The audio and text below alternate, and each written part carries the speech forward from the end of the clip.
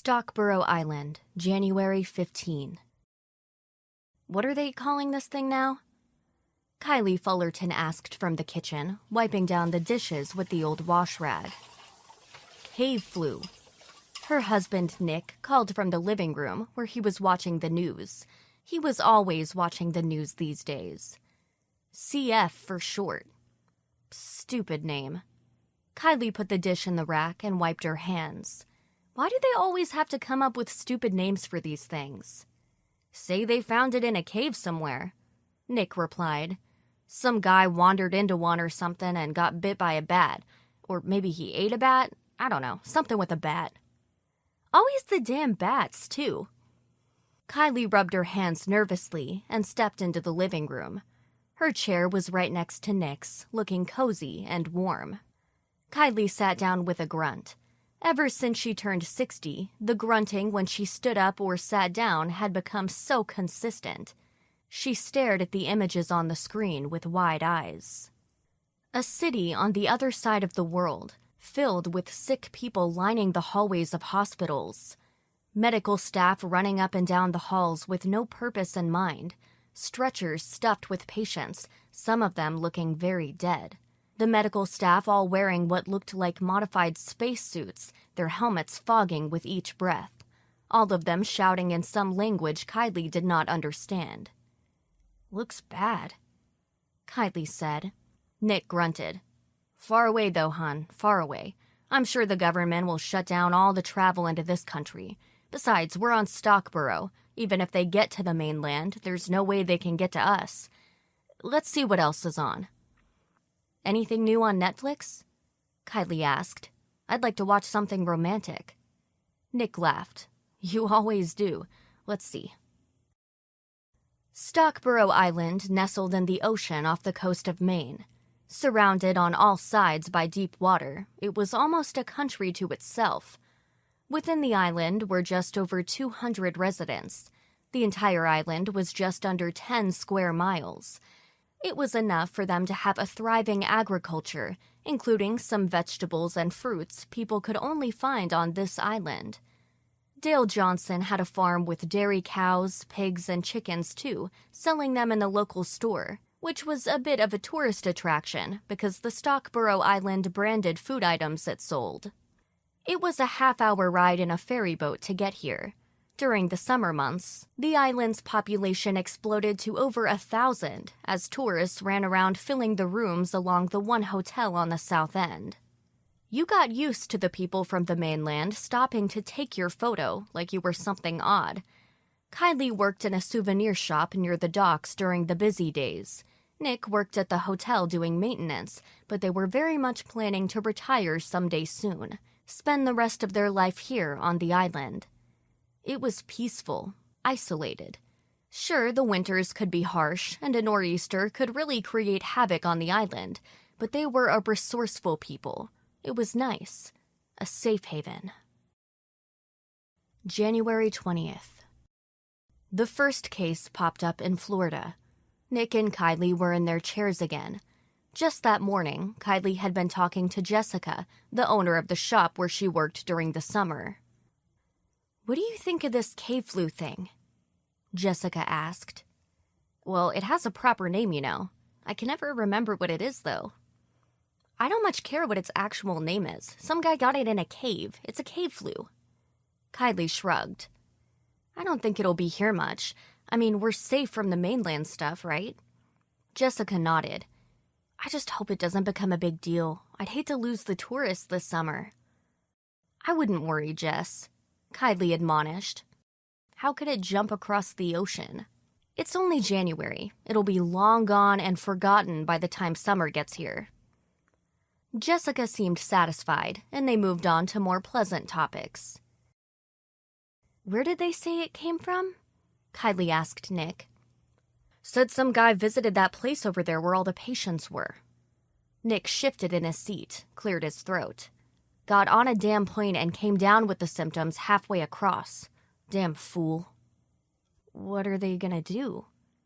Kylie asked, her voice quaking.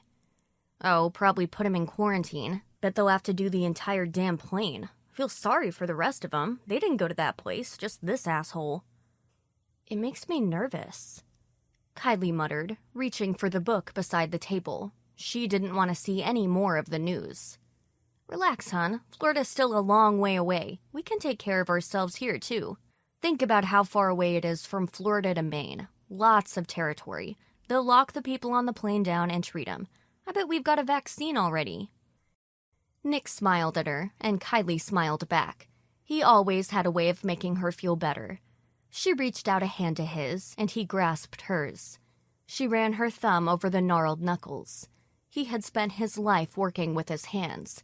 He always knew when a big storm was coming, because the joints of his fingers flared up something awful. We're luckier than a lot of the other islands, you know, he reassured. They have to get weekly visits from the Maine. We're bigger and more well-stocked than most of them. I know, but it's scary to see that on television. Can we find something else? Sure. Where the hell did I put the remote? January 21st. The town meeting was noisier and more well-attending than it normally was. Of course, the islanders had all been watching the news. In just 24 hours, 20 more people had come down with CF, all but one of them from the plane. The other was a medical worker who had torn his suit while treating someone. The news was dire. The virus struck fast, which had some experts hoping this would cause the thing to burn out rapidly. If they could contain the virus and allow it to burn out, then they could stop it. However, there were now cases in the UK and across Africa. It started out with fatigue and a sore throat. Just a few hours later, you started burning, then shivering with fever. Vomiting was not uncommon. Then a cough started a few hours later, and the lungs filled with fluid fast. Fevers went high, and many who died did so when their brains boiled in their skulls. Others suffocated in their beds. Doctors said the patients appeared blue from lack of oxygen. Then there were the reports of people who bled from their noses and ears. Mayor Tom Brillo decided it was time for everyone to get together and talk about it. Everyone was nervous, but a lot of the men acted bravely, talking trash about the news. Just the day before, the mayor had talked on the local island station about how there was nothing to worry about. Now, here he was, looking sweaty and nervous, his prodigious belly somehow at odds with the news coming from the rest of the world. "Thank you all for being here," he said, looking over the podium at the crowd, eyeballing the people in attendance. "Look, can you make room for people to stand at the back, please? Please make sure the people who are elderly or infirm can have a place to sit. Donna, there's a spot down here. Donna's pregnant, everyone. Make room." Kylie leaned over to whisper in Nick's ear. Jesus, he's really playing this for all it's worth. Never doubted him for a minute. Nick snorted and shook his head. "Okay, I think everyone who needs to be here is here." Tom cleared his throat and arranged his wrinkled papers on the podium. "I just wanted to bring everyone from the island together to talk about this CF thing. I wanted to reassure everyone there's no reason to be worried about the Stockborough Island community. I am in touch with the mainland every day, multiple times a day. Since it's winter, we don't have to worry about vacationers yet. Even so, if anyone shows up, I'm asking the ferry service to be shut down for the time being." There was some shuffling and moving around from everyone in their seats. Kylie cleared her throat and felt her heart flutter in her chest. Nick reached over and grabbed her hand, squeezed. I know, but think about it." Tom held his hands up in the air as if he were conducting an orchestra. "It's winter, and there isn't much tourism coming over here anyway, so let's just make sure no strange winter types try to stop by for a visit. Look, the water's half frozen right now. This isn't a big deal, and hopefully this will be contained by the time the busy season starts." "What about the supplies?" The voice came from the back of the room. Kylie turned her head and tried to see who called out, but it was impossible to see in the crowded room. It sounded like Chris Dooley. Tom looked incredulous. "You know we get very few supplies from the mainland, mostly meat and a few other things. Right now we're keeping things open for the supplies, but we may reduce the trips soon. The suppliers say they're using all of their abilities to keep things sanitized and clean. They are taking precautions. Will we need to shut down the island? Kylie strained again to see who this was, but still could not tell. It was a woman this time, maybe Kim Killian. Tom turned to face this other voice, looking stricken at the thought. Let's not jump to any conclusions. Look, we don't know yet how serious this disease is. There are some saying it's really no worse than the flu. We get a flu outbreak here every year no matter how many precautions we put into place.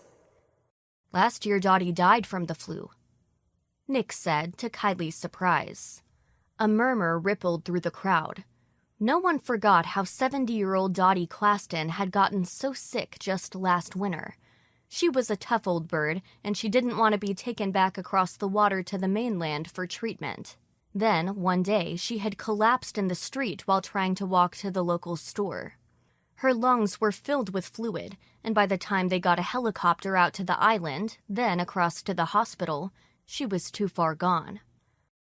Yes, well, Dottie was older and had several health problems, Tom mumbled. The entire town had been in mourning for days. Everyone loved Dottie. We can't let what happened to Dottie cloud our judgment about what's happening now. Tom cleared his throat. He had lost control of this entire meeting, and it did not sit well with him. Look, everyone, can we just regroup here? Let's talk about it. We have all seen the news. We know this is potentially serious. I see the same reports you do, and I really am in contact with people on the mainland. People over there are worried. We're all worried. I'm trying to be positive. I think we all need to be positive. They're going to stop this. They're going to stop it from getting this far north. They'll contain it, let it burn itself out, and then we can have a decent summer while the news cycle goes on to cover some celebrity bullshit. The crowd murmured again. People seemed calmer. Kylie felt a bit better. Then someone started clapping, and soon the rest of them were too. Tom soaked it all in, looking like a pig in slop. February 2nd. The news that morning was all red bars across the bottom of the screen with the words "breaking news" on the far left. The main shot was of doctors and scientists, all of them looking worried. The number of cases today stands at 1,722. The number of deaths has reached 900. The sweaty man on the television said. Kylie instinctively reached for Nick. He grasped it and squeezed like he always did. In the weeks since the town meeting, the cases had spread up the East Coast. All throughout Florida, then the Carolinas, then the Virginias. Baltimore had cases. Washington, D.C. had cases. New York and Boston were scrambling to shut down traffic into the city. There was a case in Chicago, another possible case in Kansas City. Los Angeles was prepping their hospitals and people lined up to get tested. Anyone with a sniffle panicked. They're going to have to shut down, Kylie stated. What choice is Tom and the council going to make? We're going to have to stop the supply runs and batten down the hatches here. Relax, honey, Nick reassured, but there was a light in his eyes Kylie did not like. He was nervous, too. It's not up this far yet. Maybe if they shut down New York and Boston and the other big cities, they can create a barrier and stop it. Wishful thinking. When did you ever know a person from New York who wanted to do what they're told? Nick laughed. We need to watch something else. This is getting too scary. People are going crazy. There'll be a run on food soon. Tom will have to consolidate our food supplies if we have to shut down, like we do with the nasty storms. Nick sighed. Well, we're lucky all the gardens and crops here did well. We've got enough stuff canned and down in the cellar to last us a year. I hope so. She had canned a lot. Their backyard garden had produced an abundance last year. The bigger farms had stored a lot too. Kylie hoped it wasn't necessary, but it might be. Perhaps sooner than any of them wanted. What about guns? Kylie asked. Nick looked at her curiously. What the hell are you worried about guns for? Kylie looked embarrassed. Well, we're gonna have to protect ourselves here. Think about it, Nick. How long before people on the mainland hear about us and try to come here, babe? Wow. Nick shook his head. What are you saying? Kylie lifted her head. We need to think about protecting ourselves. We have a marvelous thing going here, set apart from the rest. We need to keep that going. Nick studied her intently for a time. Would you really shoot some person trying to get over to us from the mainland? What about kids or a family? I don't know, Nick. I'm just suggesting we need to think ahead. This is scary stuff on the TV every night. Look at the people who have the illness. Kylie pointed to the television. The screen showed another hospital. This one was in France. The cases had exploded there quickly, overwhelming the hospitals. The video showed patients lying on the floor all over the hallways, most of them covered in blood-stained sheets. There were others sitting on the floor or leaning against walls with masks on, coughing. Doctors scurried around like insects, their eyes wide and distressed behind their protective gear. Blood lined the walls, and right near the end, an old woman without a mask coughed up a gout of gore before the image changed back to the news reporter. Can you imagine something like that here? Kylie asked. It would wipe out the entire town in days. Your mind is racing, dear, Nick replied. Relax, it won't get this far. You'll see. Later that night, Kylie went next door to talk to her neighbor Christine. Her husband completed the exchange by walking back to her house to talk to Nick. They sat in the living room as the sun went down and the porch lights came on. I think this place needs to start planning ahead, Kylie said once they had finished the small talk. People are going to try to get here, Chris. I hope not, Chris replied, sipping her tea. But Stephen and I were just talking about it before you got here. He's got a shotgun and loads of shells. He got me a pistol last year for my birthday. I use it to target shoot. I might need to start doing some shooting again. I used to be an expert shot, Kylie said. When I lived on the mainland, I'd go hunting and I was always the best shot, better than my dad or any of my brothers. I used to shoot at rabbits when it was rabbit season. Next town hall meeting, we should bring this up, Kylie. Tom and the rest of them need to start thinking ahead. Let's keep hoping it doesn't make it into Maine at all. They sat in silence for a moment. Kylie reckoned the same images on the news were running through Chris's head. How do you put this back into the cage once it gets loose? Chris asked. February 14th. Nick and Kylie sat at their kitchen table eating the delicious fish dinner Nick had spent the entire afternoon preparing. A single candle flickered between them, and white wine reflected diamonds from the flame back at them. It was a muted Valentine's Day dinner, but they had enjoyed it as much as they could. They had spent the day watching movies and not the news. However, the news was not far from their minds. They both knew what the latest reports had said. The virus had decimated New York and Boston. The entire state of Vermont was on a lockdown, but the cases still rose daily. There were 1 million dead in Europe, and the spike in the U.S. had caused the deaths to reach 6 digits. The president had gone into some bunker beneath the White House, or so the rumors said. In Chicago, a riot had broken out when the National Guard attempted to cordon off a neighborhood on the south side of the city. There had been another riot in a big box store outside Las Vegas when several people had fought over toilet paper and canned goods. The riots in both cities had spread, and there were fires everywhere. There was another town meeting tonight. Kylie was nervous because she had plans to bring up circling the wagons and arming everyone on the island. Even Nick had started to come around to her way of thinking. I love you, Nick said, tears in his eyes. I'd do anything to protect you, hon. You know that. She raised her wine glass to toast him. I know, I'd do the same. I love this island. I love the people here. I'd do anything to protect all of us. They clinked their glasses and took hefty sips. Then they ate in silence for a while.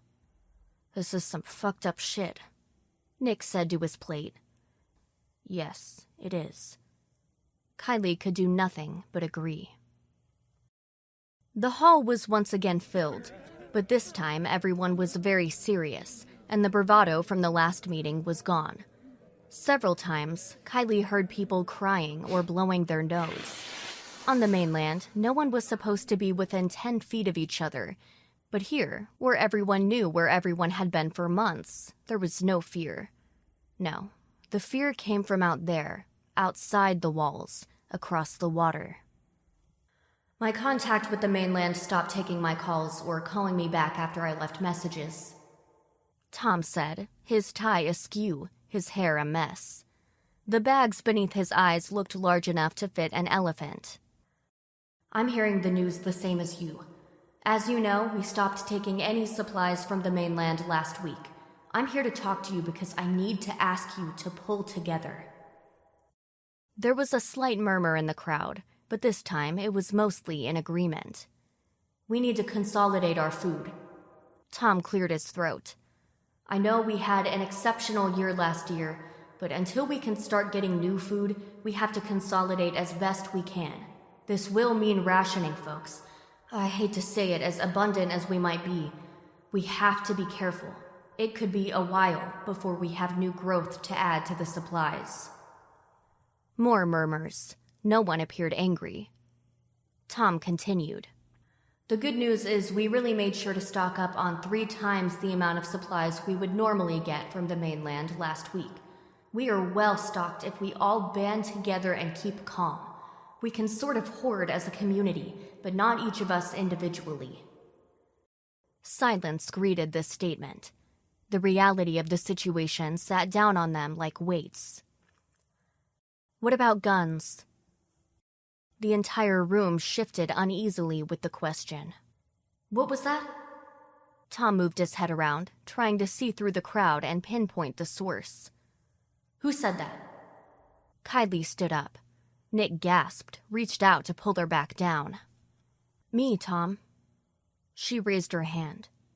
What did you ask? Guns, Tom. What do we do about guns? We need to take an inventory. Look, people, if we're talking real, we need to talk about everything. Think about it. When the rest of the mainland is dying, what are the people who have access to a boat going to do? They're going to try to come to us. What are we going to do? Are we going to let them? If we're talking about sealing ourselves off, boats and planes trying to land here need to be turned away. How are we going to turn them away? The quiet which descended was almost palpable. Kylie looked around into the faces who were her neighbors and friends. The look of shock or outright horror made her want to tell them all this was a joke and sit down. However, even as Nick tugged at her hand, she pulled away and stood her ground. I'm serious, she continued. I know this is hard to take. I know it sounds crazy, but you saw the news. You see what's happening. Things are going to get worse. I don't want this to happen either. You know me. You all know me and who I am. I don't want to be violent. I love when the tourists come, but we're in a unique position. We're separated from the rest of the world. If CF gets to our land, it'll wipe most of us out in a couple of weeks. Things are going to get worse over there, and you're kidding yourself if you think different. We're going to have to defend ourselves. More silence stretched on and on. Outside, a dog started barking. Kylie wondered what it was barking at. Perhaps a bird? Would they be able to keep their pets alive if things got terrible? 1,000 thoughts ran through her mind in this endless silence. Are you saying we have to shoot people? Kylie didn't see who said it. She didn't care. Yes, I'm saying it. We might have to. Maybe we won't have to kill anyone. Maybe if we just shoot at them, they'll go away. Jesus. Kylie shifted her feet. I know this is hard, but the time is running out to make the hard decisions. Stop hiding. Look at the news. CF is spreading faster. It's more deadly than they said at first. If we're going to survive, we have to do whatever we can to protect it. So what kind of guns do we have? How much ammunition, and who knows how to use them? These are the questions we have to ask and answer now rather than later. Kylie sat back down, crossing her arms over her chest. Nick had his head in his hands, but she didn't want to look at him right now. Tom once again cleared his throat. Thank you for that, Kylie. We'll take it under advisement. I told you not to bring that shit up, Kylie, Nick yelled when they got to their house. They had walked home in silence, the rest of the town giving them a wide berth. God damn it, Nick, you have to stop telling me what to do. Kylie ripped her coat off and tossed it on the sofa. What are you seeing there on the television? It's 1,000,000 miles away. There's no way it's going to get up here. They're going to stop it. Kylie laughed in his face, walked across the room, and turned on the television. Immediately, the screen filled with images of New York on fire. A crawl across the bottom said an additional 10,000 deaths had been reported. 40 states had confirmed cases. 4 more said they were testing. Radio silence had fallen across the island of Jamaica. A passing plane said the island appeared to be full of corpses on the street. Similar images came from other islands, such as Haiti and some islands in the Philippines. They had reported the first cases in Hawaii on the island of Maui. Look at this, Nick. Kylie pointed to the images. Military vehicles patrolled the streets of Washington, D.C. Police with riot gear, mixed with biohazard gear, fought off rioters in Boston. This will be in Maine by tomorrow, and you've got to stop deluding yourself. Your positive attitude is great, and we're gonna need it around here, but you have to stop burying your head in the sand. Nothing will stop this. There's no way to get ahead of it. We have to stop pretending to be polite about it. Nick stared with wide eyes and an open mouth. Tears streamed down his cheeks as if this were the first time he was really seeing things. Kylie realized then he had been watching the news as if it were some reality show, or maybe even written by Hollywood. Nick had hoped the government or someone would come in at the last minute and rescue humanity. A knock at the door woke them out of their reverie. Kylie put a hand on Nick's shoulder and answered the door. Tom and 4 others stood on the porch. "Hi, Kylie," Tom said. "Do you have a moment to talk to us?"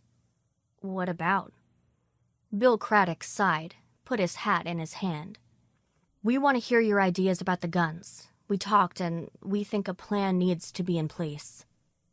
Kylie nodded and looked back over her shoulder. Her husband's hand was up to his face, and the hitching in his shoulders showed he was weeping.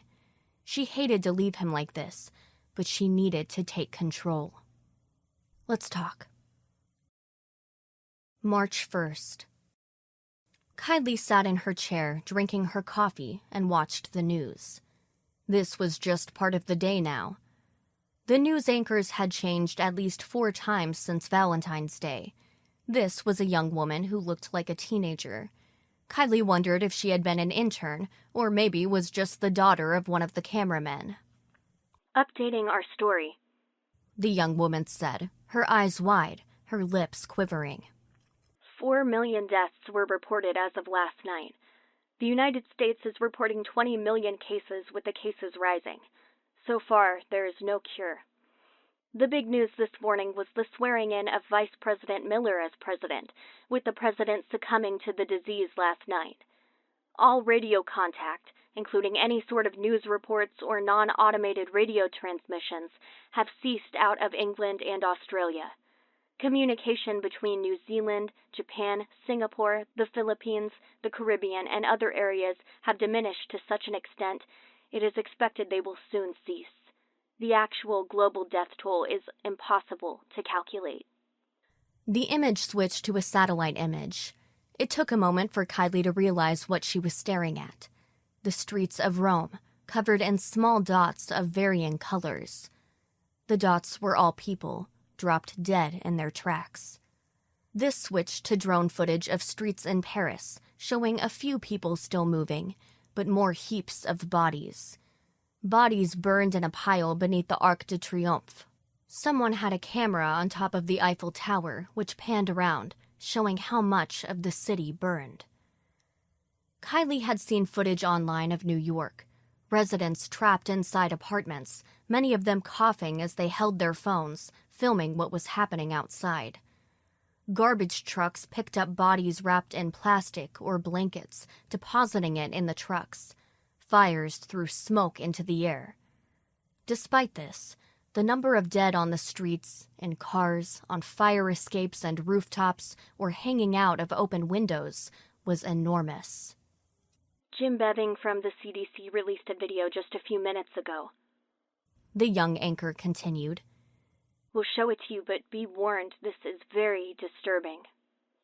What could be more disturbing than burning bodies and dead people all over the streets? Kylie wondered, but held her gaze.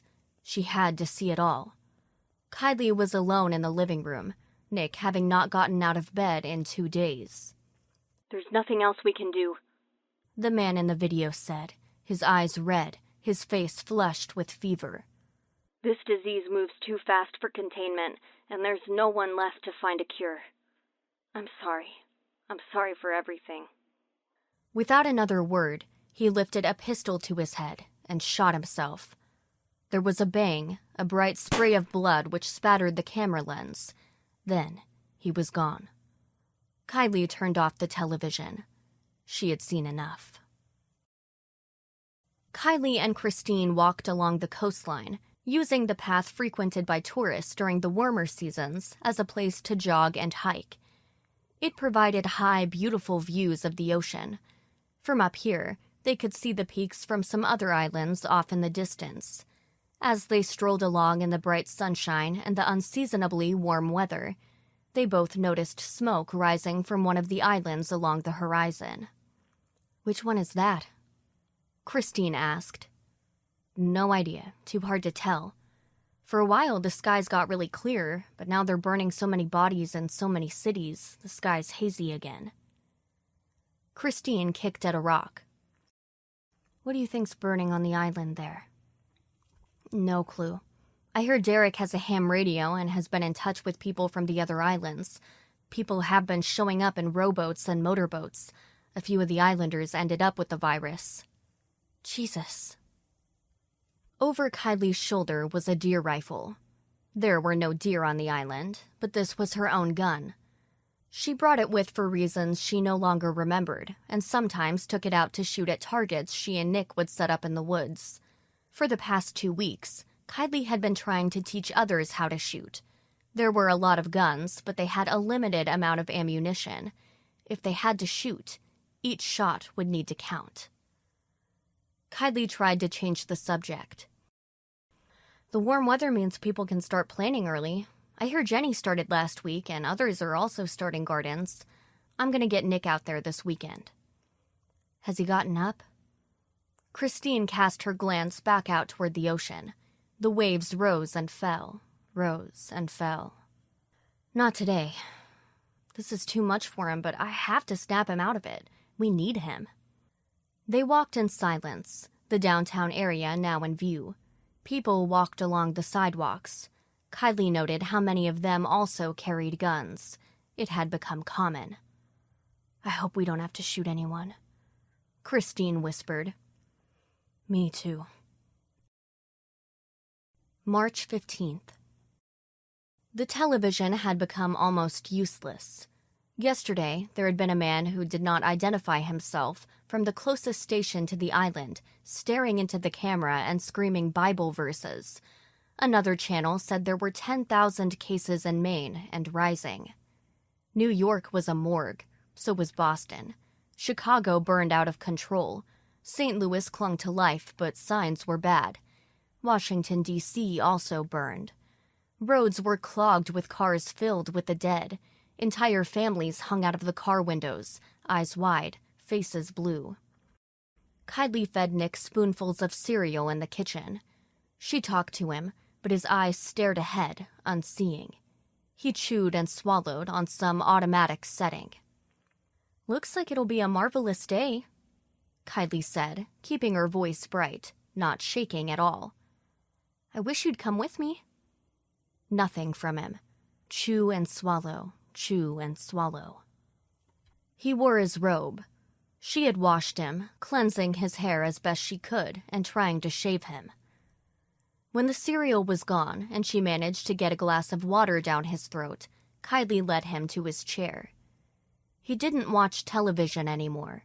He'd just sit there all day, staring at nothing, but perhaps everything, until Kylie got home and fed him dinner, then got him to bed. "I'm heading out on patrol," she announced as she shouldered her rifle and headed for the door. "Love you." She pretended he said he loved her back as she went out the door. Christine and Kylie were teamed up again, once more heading down the hiking trail. The skies were clear today, the winds blowing the smoke from the burning cities away from the island. The sky was crystal blue. It was hard to believe the world was ending just across the water. Planting continued. The local island radio station had kicked back into life with music, and loudspeakers broadcast the tunes all day. "At least they have some decent music playing these days," Christine said. "How's the garden?" "All planted." Kylie studied the skies and cast her gaze out into the water. Something out there caught her attention for a moment, but then passed. "I just hope the weather keeps up this way. We may have another excellent year." "We're gonna need one. What do you think is going on over there?" Christine indicated the mainland with a tilt of her chin. "Chaos. I listened to some of the ham radio calls. Few of them are on the air anymore, and so many who have coughs or sound sick. They say the streets are utter chaos, and now the small towns are falling." "Anything from other islands?"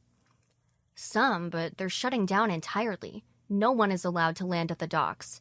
They've had to turn people away, but people are getting desperate. There will be a confrontation soon." They walked along for a while, each lost in their thoughts. They disappeared into a copse of trees for a moment, and Kylie stared up into the branches. Birds chirped, flitted from one tree to the next. Nothing stopped them, she thought. Nature continued.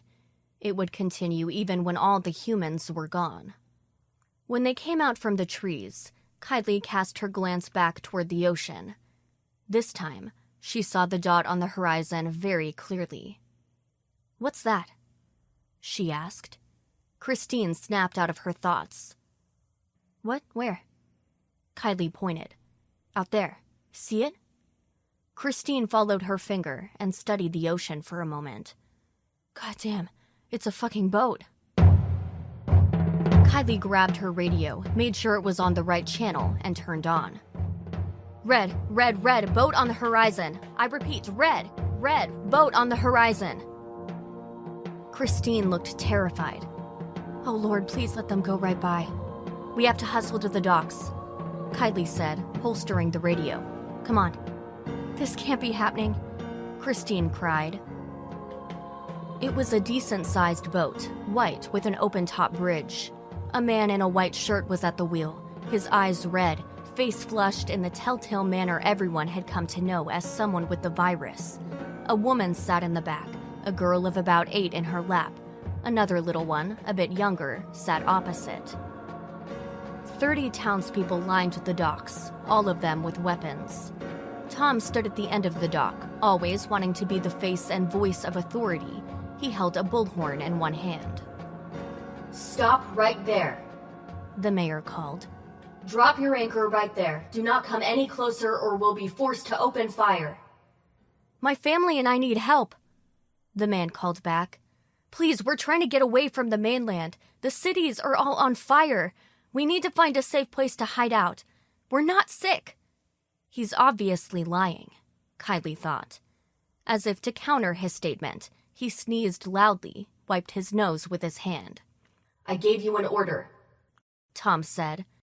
"Drop anchor right now. If you come any closer, we'll open fire."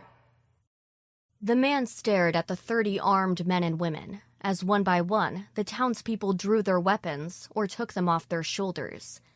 He tried to speak, but a coughing fit got him instead. He held up one hand, dropped his anchor. "Thank you. Now stay there and we'll discuss what happens next." "Please," the man cried, his voice cracking. "My girls need help. I have a family." We have families too, someone shouted. Kylie did not see who yelled. Tom turned back and waved several of the townspeople over, including Kylie. Of course, she thought. He wants to have a fucking meeting. What do we do? He asked, looking nervous. You know what we have to do, Kylie said. We have to send them on their way. But they need help, Dale said. Kylie, there's kids on there. If they get off that fucking boat and get over here, we're all dead, Kylie said. We have to send them away, and if they won't listen. The silence hung in the air. What are you saying? Tom asked. You know what I'm saying. Jesus, you can't be serious. Kylie, they're kids. I don't give a shit, Kylie lied. Of course she cared, but she cared about the island more. Now tell them to move on. Just then, the others started yelling. There was a splash. Kylie pushed Tom aside, leaving him sputtering behind her. The man had jumped into the water. His head bobbed above the waves, and he pulled himself towards the docks. Behind him, his wife yelled his name over and over, standing at the edge of the boat. Get back into the boat, sir. You have to get back in the boat. All these commands came at once, talking over each other. The man in the water either didn't hear or didn't care. He kept swimming.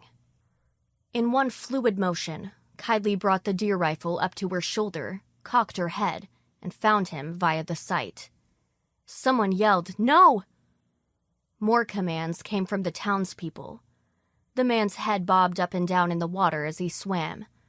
For an instant, just the merest fraction of a second, his eyes seemed to lock on Kylie.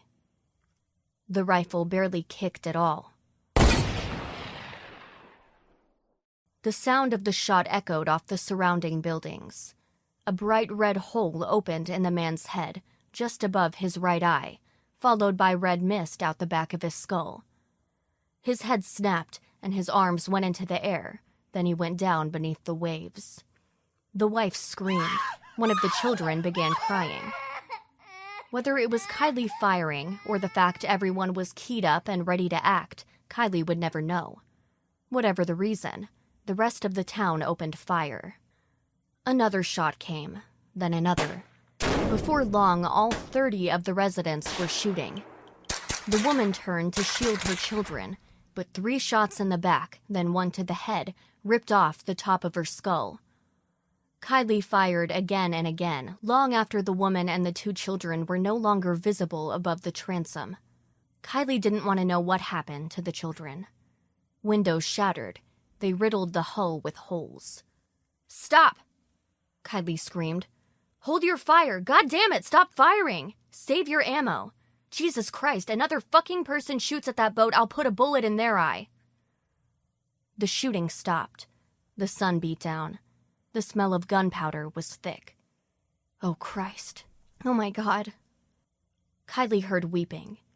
She shouldered her firearm and turned away from the sight. When she passed Tom, he grabbed her shoulder. Tears coursed down his face. "What do we do now, Kylie?" he asked. She cast a glance back at the boat, bobbing in an almost obscene way with the water. The body of the man was face down, blood spreading. "Burn it," she said. "Send someone out there with gasoline or kerosene or oil. Cover the man, too. For God's sake, don't go on the fucking boat. Set it on fire and keep it burning until it's gone, and so is his body." "Jesus, what have we done?" Tom asked, his chest hitched. "We protected ourselves," Kylie said flatly, "and we'll keep protecting ourselves." Kylie stood on top of the hill and watched the fire burn. The air was thick with smoke and the smell of burning wood, plastic, and even flesh, although she thought the last one might have been her imagination. She watched until the boat began to sink, slowly putting out the flames. The hissing sound was loud enough to be heard clearly where she was. When she was satisfied it was gone, she turned to head back home. The sun was going down now. They had collectively turned a corner, but she was okay with it. They had to protect their island. She had to get home and feed Nick. He'd be getting hungry about now. Tomorrow, she'd be back, and if there were more boats or a plane, she knew she could do whatever it took to keep this island safe. She had to keep it a safe haven. Kylie walked into the darkness.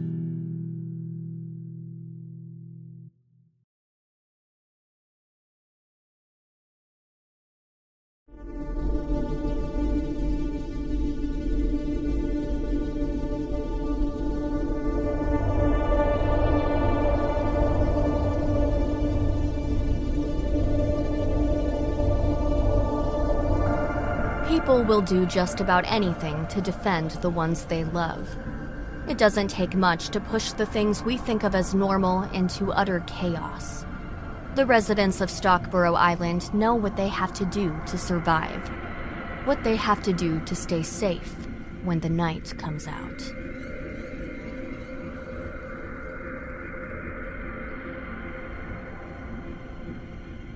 You've been listening to When the Night Comes Out, a weekly horror anthology podcast with stories by Bryan W. Alaspa and narrated by Allie James. For Bryan's work, visit his website at www.bryanwalaspa.com or visit amazon.com for his books of fiction and nonfiction. Be sure to listen to Allie's work on Facebook at Allie James Projects.